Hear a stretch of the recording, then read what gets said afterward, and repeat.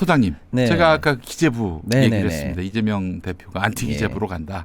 뭐 이런 이야기가 나왔는데 기재부를 바라보는 시각이 아마 전문가 입장에선 많이 다를 거예요. 저희하고. 네. 예, 어떻습니까? 기재부. 저는 사실은 정확하게 타겟을 봤다. 이렇게 잘 잡았다. 예, 말씀드리겠습니다. 그렇죠. 사실은 뭐 꼭 전문가가 아니더라도 우리나라를 그동안 사실 우리나라에 있는 모든 헤게모니를 잡고 나라를 정말 망하게 했던 네. 큰 흐름들을 보면은 예.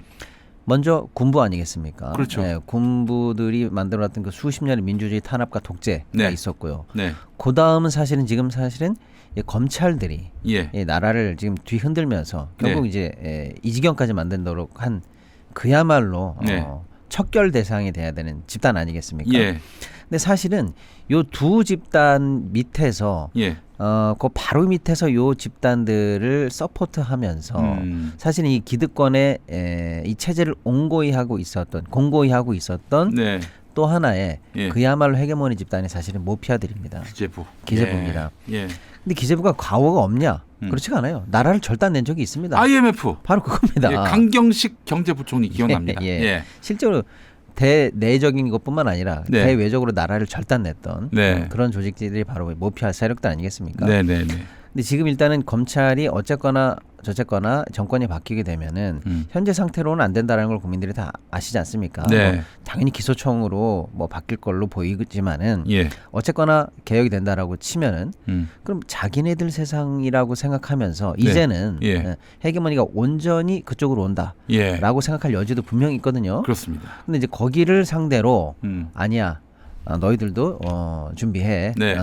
개혁의 대상이야라고 타겟을 딱 잡은 것은 지금 있는 검찰 권력 또 향후에 있을 기재부 모피아들의 권력 네. 이게 사실 대한민국을 좀먹겠다라는 걸 정확하게 인식하고 정확하게 파악한 거예요. 예, 타겟이 어딘가 권력을 잡았을 때 네. 그야말로 대한민국 대개혁 어디부터 해야 되는가를 이재명 이재명 대표께서 정확하게 봤다 저는 네. 이렇게 보고 있고요. 예. 근데 문제는 뭐냐면 그동안 사실은 이 기재부 개혁이 있은 적이 있었습니다만은 있었어요? 예. 그 개혁을 한 적이 있었습니까? 그러니까 그게 예를 들면 이제 실패로 돌아갔으니까 우리가 잘 모르실 수가 있는데요. 네. 예를 들면 노무현 대통령 때입니다. 어. 뭐냐면 이런 거예요. 예를 들면 검찰 권력은 어디서 나오냐면은요. 네. 기소 독점주의에서 나오는 거예요. 다 아시겠습니다만은요. 내가 봐주면 무죄고 네. 없는 것도 내가 만들어서 기소하면 너는 그렇죠. 지금부터 사법 절차로 무조건 강제로 끌려 들어가는 거거든요. 기소권이 검찰한테만 있으니까. 그렇습니다. 그러니까 예. 할 때도 권력, 기소를 할 때도 권력, 안 할 때도 권력. 네. 그 기소권이라는 거 하나가 검찰에게 독점돼 있다는 걸로 이게 만능 도깨비 방망이거든요. 네. 예를 들면 재벌에게 로비할 때도 마음에 안 들면 세게 후려쳤다가 그걸 이제 전관을 받아가면서 또 봐주기도 하고 네. 이러면서 이제 권력을 유지했는데 그럼 기재부는 어떻게 권력을 유지하는가? 사실은 여러 가지가 있습니다만 핵심적인 게 예산 편성권이에요. 예를 들어 보시죠. 환경부 원래 하는 일이 뭡니까? 환경부 하면 되는 거죠. 네. 교육부 교육하면 되는 거예요. 예. 국방부 국방하면 되는 거예요. 그럼 기재부 쉽게 말하면 이제 재무부, 재정부, 경제부 약간 이런 느낌이죠. 네. 얘네들이 할 일은 말 그대로 그런 겁니다. 경제 정책, 물가 관리 뭐 이런 것들이잖아요. 소위 네. 말하는 경제. 예. 그 일만 하면 되는데 그 위에 하나가 더 얹어져 있습니다. 그게 바로 예산 통제권입니다. 우리나라에 있는 모든 부처의 예산 그야말로 단순히 경제 정책을 넘어서는 나라 살림, 나라 전체의 곳간을 좌지우지할 수 있는 권한이 기재부에 하나 더 얹어져 있습니다. 네. 본래적 기능 말고 하나가 더 있단 말이죠. 이게 사실은 기재부의 어떻게 보면 가장 큰 권력이거든요. 예를 들어서 아까 우리도 잠깐 PD님도 말씀하셨습니다마는 뭐 문재인 대통령 마지막 때 야 재난 예산금 좀 편성해라 안 해버려요. 또 이번에 뭐 중요한 무슨 좀 편성해라 안 해버립니다. 자기네들 마음대로 잘랐다 붙였다 하고 각 부서를 통할했다가 그 부서의 힘을 뺐다가 붙였다 막 합니다. 그래서 그 예산에 관한 사실상 검찰의 기소권처럼 전소권이 기재부에 있어요. 네. 이게 문제의 본질이라는 걸 노무현 대통령이 아셨어요. 그래가지고 예산 기능을 기재부에서 따로 떼려고 그랬습니다. 그렇지. 뗀 적이 있어요. 예. 예산처 비슷하게 해가지고 기획예산처. 예. 예. 따로 떼었어요. 그래서 너희들은 어떤 부서를 통할하려고 하지 말고 그야말로 기계적으로 예산에 관한 더하기 빼기를 모으고 예. 그거는 숫자를 쉽게 말하면 다루는 정도로 해서 따로 빠져라. 그리고 기재부는 그 당시에는 재정부는 경제 일만 해라. 이렇게 해서 분리함으로써 힘을 뺀 적이 있거든요. 네. 결국 어떻게 됐냐면 돌아갔습니다. 지금 그게 다시 기재부 손으로 들어갔죠. 아이고. 그러니까 이제 이게 핵심이거든요. 워낙 권력 기반이 취약했어요. 노무현 대통령이. 맞습니다. 예. 뭐 이제 집권하고 1년 지나서 네. 152석 거대 여당의 네. 환경도 조성됐지만은 뭐 그들이 대부분 또 수박 고구마였단 말이에요. 그렇죠. 자기들을 위해서 정치하는 사람들이지 네. 노무현 대통령을 인정하지 않았던 네. 사람들이었습니다. 맞습니다. 노 대통령 지지율은 계속 네. 바닥을 치더라고요. 그래서 결국에는 개혁 동력이 없어서 흐물흐물해지고 말았는데 이재명 대표는 정확하게 타겟팅을 잡은 거예요. 맞습니다. 그러면 이제 타겟팅을 한 거예요. 기재부가 그런 어떤 예산에 관한 그 강한 헤게모니를 잡고 그동안 어떤 일을 벌였냐 멀리 갈 필요도 없습니다. 이 정부 들어와서 아까 말씀 잠깐 주셨습니다마는 예비비를 지네 마음대로 무한대로 늘려놓고 그렇지. 예를 들어서 국회 예산 통제권을 벗어나서 나라 돈을 쌈짓돈처럼 쓰는 거죠. 예비비라고 하는 건 그렇습니다. 언제 어떻게 쓰일지 모를 돈이라서 그렇습니다. 최대한 늘려놓고 기재부가 말하자면은 예. 그 시혜를 베풀듯이 이렇게 그렇습니다. 나눠줬던 돈이죠. 그러니까 원래는 예산은 항목별로 국회 사전 승인을 받아서 그렇지. 국회가 통과시킨 것만 그 항목과 그 금액에 따라서만 쓸 수 있도록 되어 네. 있는데 말 그대로 재난이 나올 수도 있는 거고 긴급한 어떤 일이 있을 수 있기 때문에 최소한만큼 예비비를 확보하도록 되어 있는데 네. 최소한이라는 범위를 넘어서서 예비비를 엄청 늘려놓고 음. 국회 사전 동의 없이 자기네들 마음대로 예비비를 써봤거든요. 예를 네. 들면 윤석열 해외 순방 가는 예산 민주당이 잘랐어요. 그럼 어떻게 합니까? 예비비에서 그냥 막 쓰는 거예요. 그렇지. 그래서 오히려 심의를 벗어나서 기존에 있었던 예산보다 문재인 정부 때보다 5배, 6배 더 쓰면서 쟤네 마음대로 예산을 써온다는 이런 행태 같은 것들이죠. 그리고 예비비는 사전 동의를 안 받는 대신에 사후에 1년에 한 번 네. 지나고 나서 나 이렇게 썼습니다라고 사후 보고만 하면 땡이에요. 결산. 네. 예, 그러니까 사실상 완전히 그 국회 통제 없이 그 소위 말하는 관료들 몇과 정권의 몇몇이 짬짬이가 돼서 나라 돈을 자기 마음대로 쓸 수 있는 그런 권한이 거기 들어 있거든요. 네. 그게 일단 문제고 그러다 보니까 사실은 이 국회 통제를 벗어나서 문민 통제를 벗어나서 관료가 아무도 통제받지 않는 권력을 자기 마음대로 휘두를 수 있게 만드는 그게 참 기가 막힐 노릇이죠. 예. 그 검찰도 그런 거 아닙니까? 맞습니다. 시험 봐서 들어온 네. 시험 봐서 얻은 권력인데 네.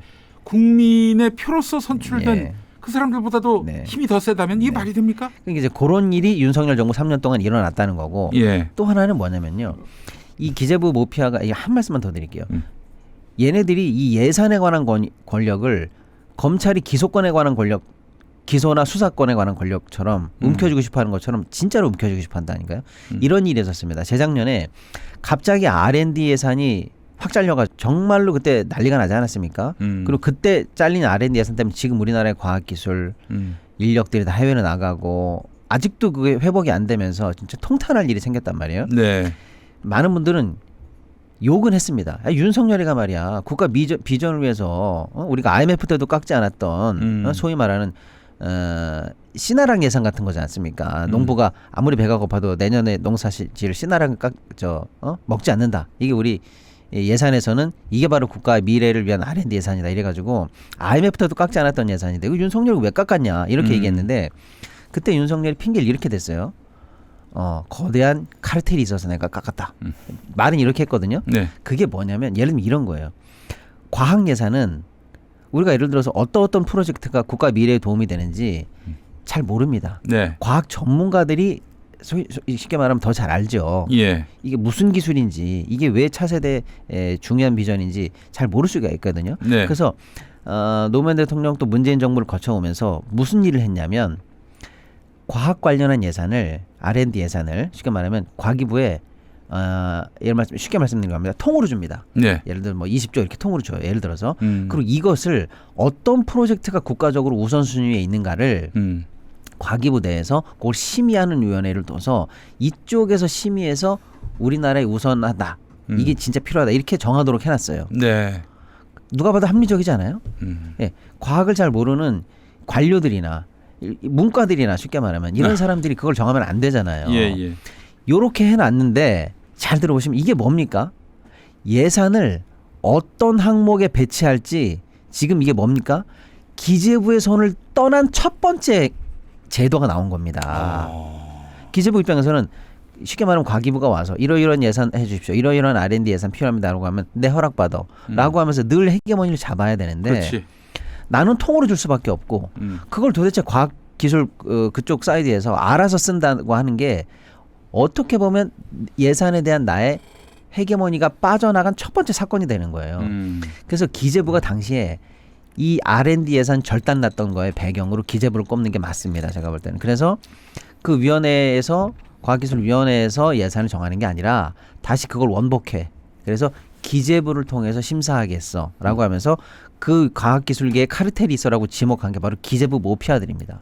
쉽게 말하면 국가의 미래 비전이 어떻게 되든지 말든지 난 그런 거 모르겠고 예. 내 헤게모니를 벗어난 그 어떤 예산 심의나 예산 통과도 없어 라고 하는 게 결국엔 이런 부작용으로까지 나오는 거죠. 그러니까 네. 이게 윤석열 정부 3년 동안에 이 모피아들이 은근히 숨죽이면서 사실은 자기네들 권한을 안 놓으면서 국가를 절단내고 있는 거예요. 예비비 늘려 지 맘대로 해. 과학기술 예산도 자르고서 기재부 통과를 하지 않으면 그 어떤 예산도 없어라고 잡아가니까. 대통령이 어리석으니까 예. 뭐 이렇게 아주 음흉한 네. 남모르는 그런 예. 수작에 네. 뭐 대응을 못했던 그러니까요. 거예요. 그러니까 이게 바로 기재부가 우리나라를 좀먹는 방식입니다. 자, 이제 기재부한테 무서운 대통령이 기재부가 네. 무서워할 대통령이 그렇습니다. 지금 필요한 때가 왔어요. 그래서 지금 예상하고 있는 건 이제 대선 때 정확하게 공약화할 수 있다는 게 이제 민주당의 움직임이거든요. 네. 너무 중요하죠. 예를 들어서 예비비 관련해서 요건을 명확하게 그렇지. 해서 네 마음대로 쌈짓돈을 쓸 수 있게 쓰지 않도록 하겠다라는 거고 네. 1년에 한번 다 쓰고 나서 검사한다? 그래가지고 다 지나고 나면 그게 무슨 실효가 있습니까? 그렇지. 그래서 즉시 국회가 요구하면 그 당시 기준으로 바로바로 사용 내역을 보고하라라고 해서 한도 끝도 없이 지나가지 않을 수 있는 커팅할 수 있는 너무 당연하지 않습니까? 너무나 당연한 겁니다. 당연한 건데 그동안 못했던 못했죠. 거예요. 예. 하겠다는 대통령이 이제 나온다면 네. 정말 우리나라의 복입니다. 그렇죠. 네, 네. 그리고 나라 돈을 쉽게 지네 마음대로 팔아먹는 쉽게 말하면 국유 재산을 소위 말하는 민영화하고 있고 매각하고자 하는 움직임이 지금 엄청 셌거든요. 네. 말이 됩니까? 윤석열이 들어오자마자 첫 번째로 했던 게 뭐냐면 국유재산 매각이에요. 나라 재산을 팔아먹겠다는 걸 내걸고 들어오는 정부가 어디 있습니까? 그리고서도 그게 미진하니까 어떻게 했는지 아세요? 국유재산 매각 패스트 트랙이라는 걸 만들겠다라고 발표했었어요, 윤석열이. 그리고 매각이 왜 어려워? 뭐 절차가 까다로워? 우리가 가서 컨설팅 할게라고 해서 국유재산 매각 패스트 컨설팅까지 국가가 하겠다고 나서서 그 나라 재산을 팔아먹는데 혈안이 돼 있었거든요. 네. 그것도 다 기재부에 이 백업이 있으면 백업이나 그 서포팅이 없으면 안 되는 얘기거든요. 그렇지. 그것도 막겠다는 거예요. 그야말로 국고를 제대로 지키고 어떻게 처음부터 예산 성립, 집행, 후 체크까지 네. 이제 국회가 기재부를 컨트롤하면서 지켜보겠다. 아, 제대로 들어가는 거죠. 너무 좋습니다. 예. 너무 시원해요. 좀 예. 생각만 해도. 송곳 같은 네. 좀 폐부를 찔렀다. 아, 폐부를 질렀어. 제가 아주 볼 때는 그냥 급소를 찔렀다. 네, 그렇습니다. 예. 그리고 어떤 차기 정부에서 그 어떤 또 헤게모니 집단이 네. 나타나는 것을 네. 사전에 예. 성공으로 찌르고 보겠다는 걸로 이미 차기 정부가 어떻게 잘 운영될 수 있다는 청사진까지도 저는 보여줬다 이렇게 좀 볼 수 있습니다. 예. 네.